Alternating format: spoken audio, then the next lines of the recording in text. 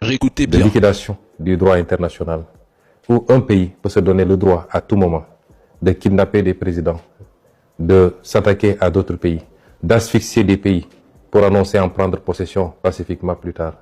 Un pays sans résolution ni mandat des Nations Unies peut décider de frapper d'autres pays, de tuer, d'assassiner, il faut le dire tel quel, leurs dirigeants. Ceci est extrêmement grave. Et si vous voyez bien la carte des interventions, il s'agit de freiner et d'expulser une puissance comme la Chine, de l'Amérique du Sud d'abord, d'où ce qui s'est passé au Venezuela, ce qui se passe actuellement à Cuba, ce qui risque de se passer ailleurs, puisque la Colombie a été menacée également.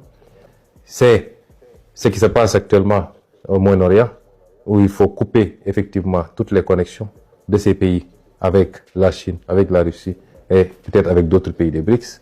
L'Europe ne posant pas de problème fondamental, puisque l'Europe est un satellite du moins des États-Unis.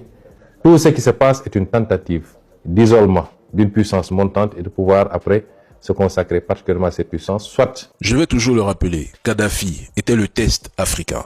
La RDC est un autre test de balkanisation, tout comme le Soudan. Le Sahel a été la phase 2 après Kadhafi, et le continent entier pourrait devenir la phase 3 si la résistance échoue. Nous aurons un continent ingouvernable tant que l'insécurité persistera, aussi longtemps que nous y serons plongés. Nous ne parviendrons jamais à exploiter pleinement nos ressources. Quand tu le dis, on te traite d'agent russe. Bon, si nous laissons faire en pensant que ce qui se passe en Iran ne nous concerne pas, mais je vous le dis, la même situation finira par se produire chez nous, pour les mêmes raisons, avec la même brutalité et sans aucune intervention de nos organismes africains. Les États-Unis n'ont jamais été une démocratie qui exporte la liberté. Ils sont un empire en déclin relatif qui utilise la violence brute pour retarder l'inévitable, la fin de l'hégémonie unipolaire.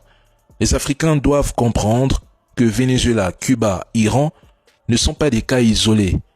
Ce sont des répétitions générales pour le grand ménage final contre tous ceux qui refusent de rester des vassaux. La question n'est plus qui sera le prochain, mais quand est-ce que l'Afrique dira stop collectivement, avant qu'il ne soit trop tard? Le Premier ministre Ousmane Sonko a raison. C'est une guerre par procuration contre Pékin. Tous ces pays qu'il a cités forment un arc anti-hégémonique reliant l'Amérique latine, les Caraïbes, le Moyen-Orient et l'Asie.